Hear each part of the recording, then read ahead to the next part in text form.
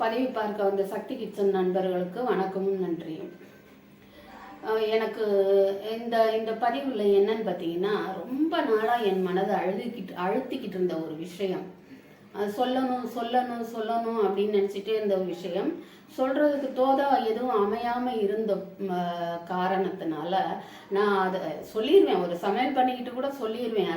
அதையே என்ன சொல்கிறாங்கன்னா, ஓவர் டாக்கிங் அப்படின்னு சொல்கிறாங்க. அதிகமாக பேசுகிறீங்கன்னு சொல்கிறாங்க. பேச வேண்டிய விஷயங்களை பேச வேண்டிய நேரத்தில் பேசுகிறது தப்பாக தோணுச்சுன்னா மன்னிச்சுக்கோங்க.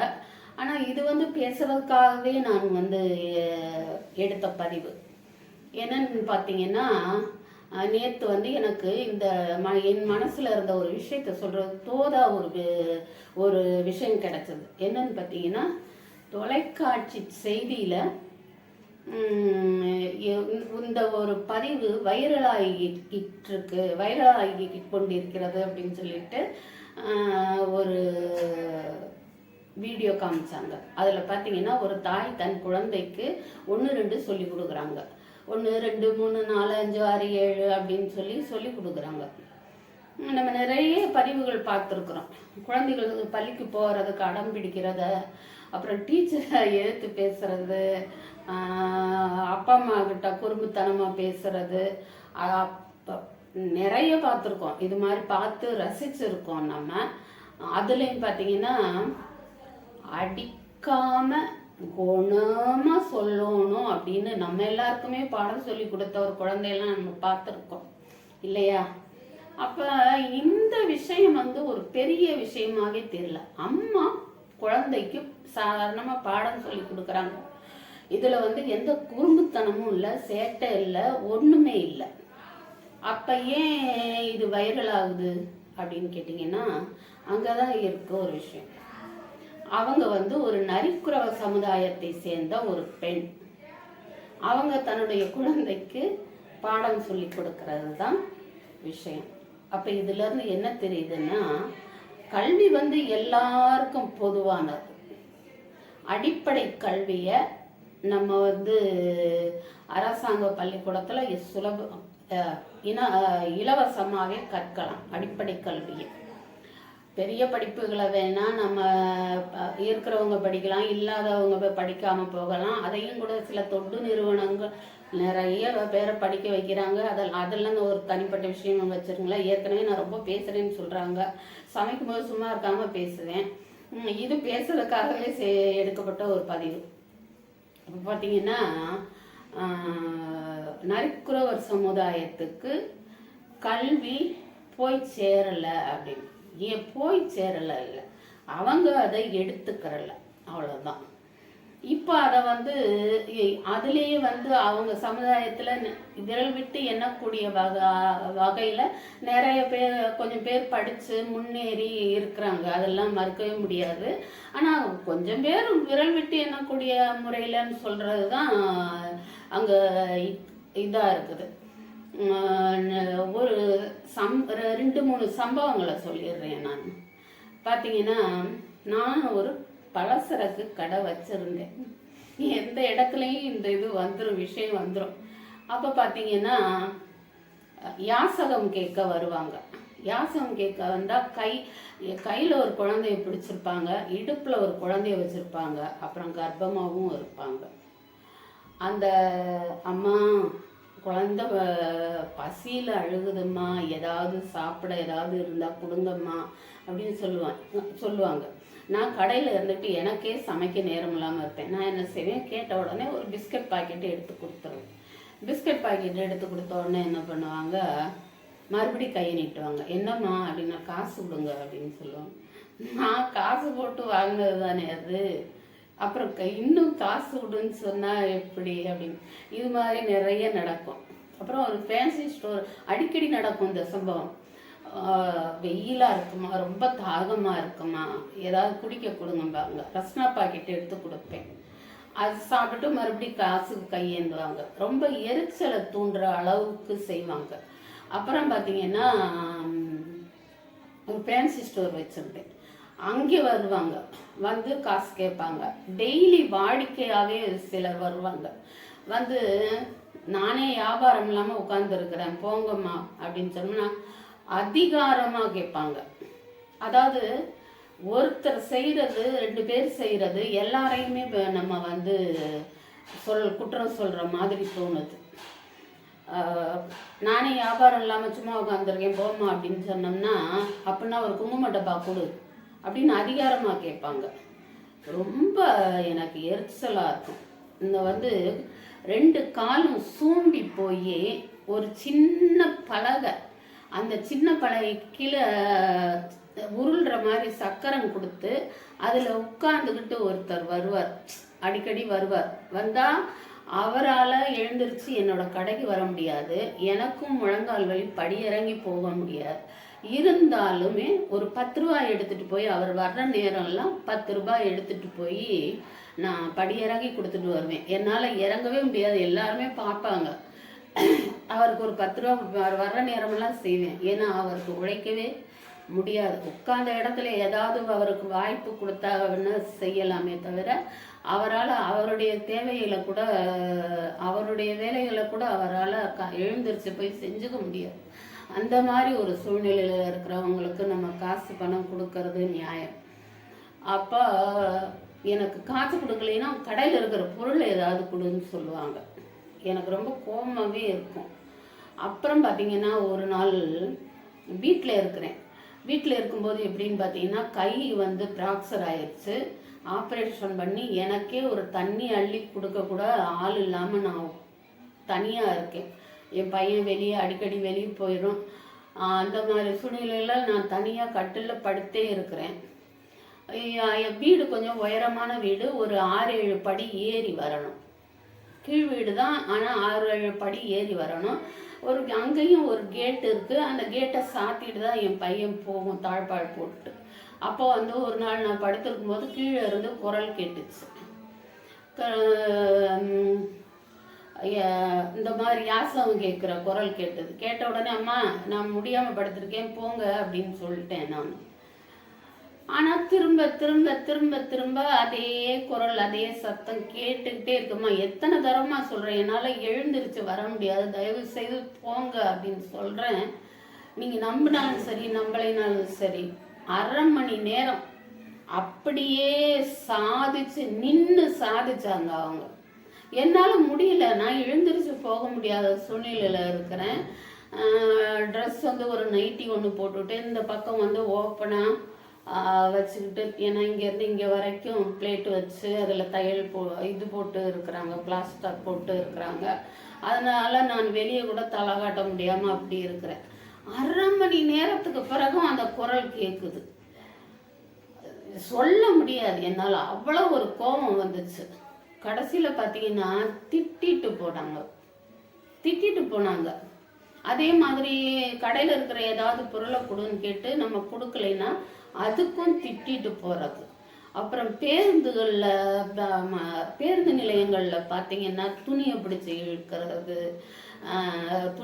இழுத்து காசு கேட்குறது, இப்படிலாம் நிறைய நானே அனுபவிச்சிருக்கேன்.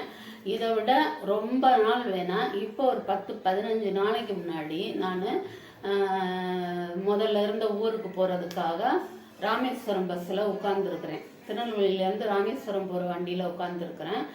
அப்போ வந்து நான் ஏதோ ஒரு யோசனையில் இருந்துகிட்ருக்குறேன். அப்போ பார்த்தீங்கன்னா இந்த பக்கம் தோள்பட்டை இப்படின்னு சுரண்டுன உணர்வு சுரண்டுச்சு. அப்போ திரும்பி பார்த்தா நான் அந்த ஒரு பையன் நிற்கிறான். நான் திரும்பி பார்த்தேன்னா ஒரு 7 வயசுக்கு மதிக்கத்தக்க ஒரு பையன் நிற்கிறான்.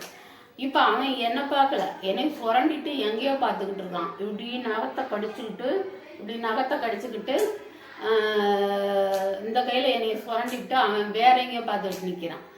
எனக்கு கோபம் வந்துச்சு. அந்த பையனை பார்த்தா எப்படி இருந்துச்சு தெரியுமா, அப்படியே பலன்னு அவ்வளோ அழகாக இருந்தான் அந்த பையன். நல்லா ஃப்ரெஷ்ஷாக இருந்தான், நல்லா குளிச்சு நல்லா இது பண்ணி நல்லா இருந்தான். ஒரு ஸ்கூல் போனால் ஒரு 4ஆம் கிளாஸாவது படிப்பான் அந்த பையன், அப்படி இருந்தான்.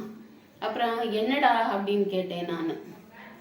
உண்மையாகவே சொல்கிறேன், தான தர்மங்கள் கொடுக்கறதுல தப்பு கிடையாது. ஆனால் அதுக்காக இந்த மாதிரி பிள்ளைங்களை அனுப்பி செய்கிறது மகா தப்பு. குழந்தை தொழிலாளர்கள் இருக்கக்கூடாதுன்னு சொல்கிறீங்க. அப்புறம் குழந்தை பிச்சைக்காரர்கள் எப்படி இருக்கலாம்? பெற்றவங்க இருக்கும்போது குழந்தை பிச்சைக்காரர்கள் எதுக்காக உருவாகணும்? அப்போ நான் கேட்குறேன், உங்கள் அம்மா எங்கடா அப்படின்னு கேட்டேன் நான். அப்புறமா தான் அவன் என் பக்கம் திரும்பி கையை காட்டுறான். நான் வந்து முன்னாடி உட்காந்துருந்தேன். அந்த முன்பக்க கண்ணாடி வழியாக கையை காமிக்கிறான். கீழே ஒரு பொண்ணு வந்து இடுப்பில் ஒரு குழந்தை வச்சுக்கிட்டு அதே மாதிரி தான் கர்ப்பமாக இருக்கிறாங்க.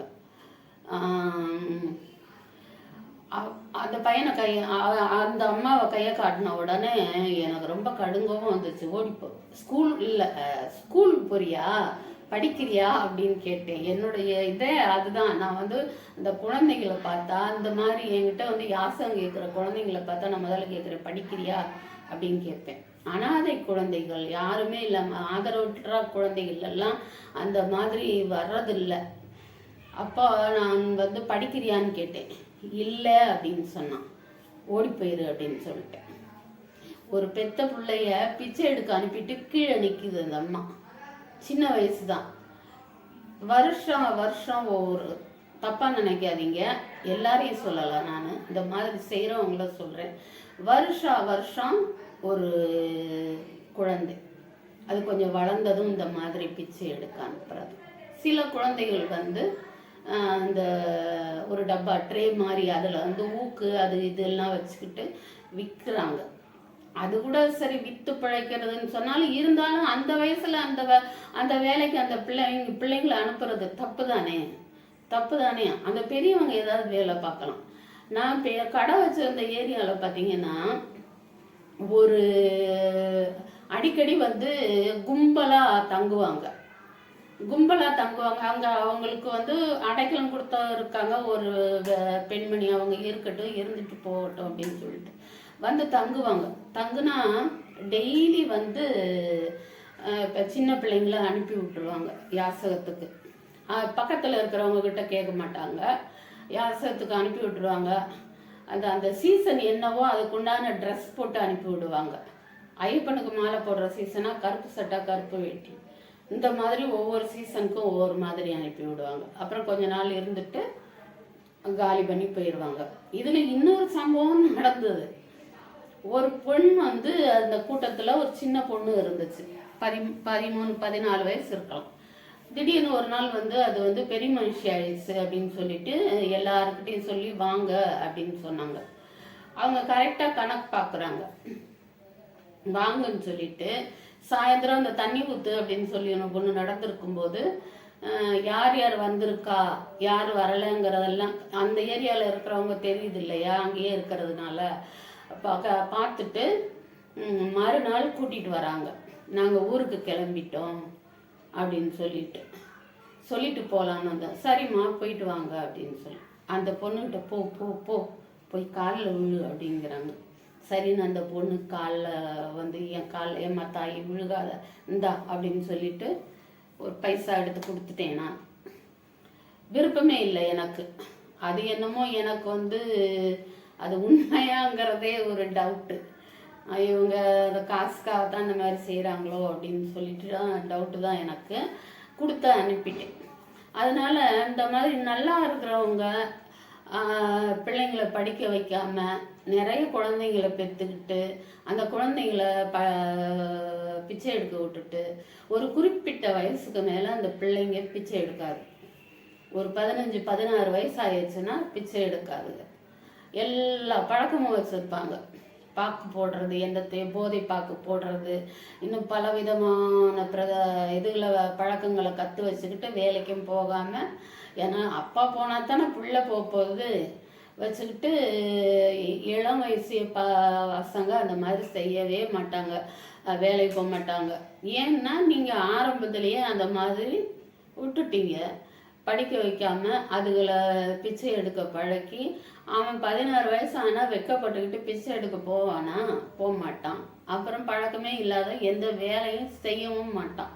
இப்படி இளைஞர்களையும் வீணாக்கிடுறாங்க. அதனால வந்து எனக்கு இந்த இந்த மாதிரி பிள்ளைங்களுக்கு சேர வேண்டிய கல்வியை போய் சேர விடாமல் தடுத்து பொம்பளை பிள்ளைங்களையும் இந்த மாதிரி பண்ணி வீணாக்கி அவங்க ஒரு சிலர் செய்கிறது எல்லாரையும் சொல்கிற மாதிரி ஒரு எண்ணம் வருது இல்லையா? எல்லாருக்கும் பொதுவான கல்வியை ஏன் கொடுக்காம பிள்ளைங்களை இந்த மாதிரி செய்யறாங்க? அதுக்கு தீர்வு என்ன அப்படின்னு எனக்கு தெரியுது, உங்களுக்கும் தெரியுது. ஆனால் அவங்களுக்கு தெரிஞ்சும் தெரியாத மாதிரி இருக்கிறாங்க, தெரிஞ்சும் தெரியாத மாதிரி இருக்கிறாங்க. அழகாக பிள்ளைங்களை ஒரு 5 வயசில் கொண்டு போய் ஸ்கூலில் சேர்க்கலாம். அதை பார்த்தோம்ல வீடியோவில். ஏன் செய்ய வேண்டியதானே? அது செய்யாததுனால தானே ஒரு நரிக்குறவ பெண் ஒரு தன் மகனுக்கு பாடம் சொல்லி கொடுக்கறது ஒரு பெரிய விஷயமாக்கப்படுது. அப்படி இருக்கவே கூடாது. கல்வி எல்லாருக்கும் பொதுவானது. அது தாய் இல்லை தகப்பன் இல்லைன்னா கூட யார் வேணாலும் அதை படிக்க வைக்கிறதுக்கு ஆட்கள் இருக்கிறாங்க, ரெடியாக இருக்கிறாங்க. அப்போ நீங்கள் பெற்றவங்க இருந்துக்கிட்டே பிள்ளைங்களை இப்படி செய்கிறது என்ன நியாயம்?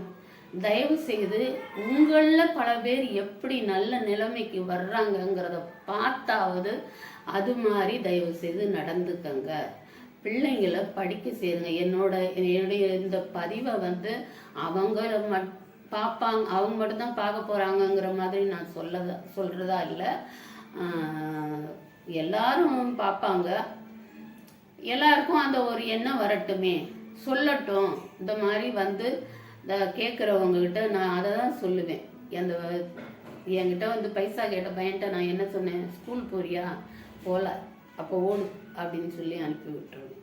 அவனுக்கு நான் அன்னைக்கு ஒரு ரூபாயோ 2 ரூபாயோ கொடுத்துருந்தா அவனோட பாடு தீர்ந்து போயிருமா? முடியாது இல்லையா? அதுவே பழக்கமாகிறது. அப்புறம் ஒரு குறிப்பிட்ட வயசில் வெட்கப்பட்டு அவங்க அதுக்கும் போகாமல் வேலைக்கும் போகாமல் வீணாக தான் போயிடுறாங்க. அதனால் தயவு செய்து நீங்களும் என்ன மாதிரி ஆட்கள் அந்த மாதிரி பிள்ளைங்கள பார்க்கும்போது அவங்க பெற்றவங்ககிட்டே சொல்லுங்கள், ஏம்மா இப்படி செய்றீங்க, படிக்க வைங்க, படிக்க வைக்காமல் இப்படியே விடுறீங்கன்னு சொல்லிட்டு. அன்னைக்கு என்கிட்ட பஸ்ஸில் என்னை இப்படி சுரண்டி பைசா கேட்ட பையனை பார்த்தா எனக்கு அது யாசகம் கேட்குற பையன் மாதிரியே இல்லை. அது ஏதோ ஒரு இருக்கிற வீட்டு பிள்ளை மாதிரி அவ்வளோ அழகாக இருந்துச்சு.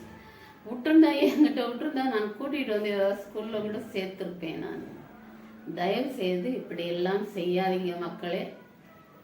என்னை மாதிரி யாராவது உங்களுக்கும் அந்த எண்ணம் தோன்றி இருந்துச்சுன்னா தயவு செய்து அவங்களுக்கு நேரடியாகவே நீங்கள் புத்தி சொல்லுங்கள். இதை உங்ககிட்ட சொல்கிறதுக்காகத்தான் நான் அந்த பதிவை போட்டேன். விழிப்புணர்வு அவங்களுக்கு வரணும். அந்த வீடியோ அதுலேயும் ஒரு விஷயம் இருக்குது. அந்த பதிவை பார்த்தா அவங்களையே பலருக்கும் இந்நேரம் அது தோணி இருக்கும். அது ஒரு வகையில் நல்ல விஷயம்தான். இப்போ எனக்கு தோணுது, லேட்டாக தோணுது. முதல்ல நான் சொன்னேன் அதில் ஒரு விஷயமே இல்லையே, ஏன் அது ஒரு வைரலாச்சு அப்படின்னுட்டு. ஆனால் அவங்களையே இதை பார்க்குறவங்களுக்கு ஆஹா நம்மளும் இதை செய்யலாமேங்கிற எண்ணம் வந்திருக்கும். அதனால் அந்த பதிவை வெளியிட்டவங்களுக்கு மிக்க நன்றி, வணக்கம். இந்த பதிவை பார்த்தவங்களுக்கும் நன்றி. சும்மா போயிடாதீங்க. ஒரு புதுசாக பார்க்குறவங்க, நம்ம சேனலுக்குள்ளே புதுசாக வர்றவங்க சப்ஸ்கிரைப் பண்ணிவிட்டு ஒரு லைக்கும் பண்ணிவிட்டு வாங்க. அடுத்து ஒரு நல்ல பதிவில் சந்திக்கலாம். நன்றி, வணக்கம்.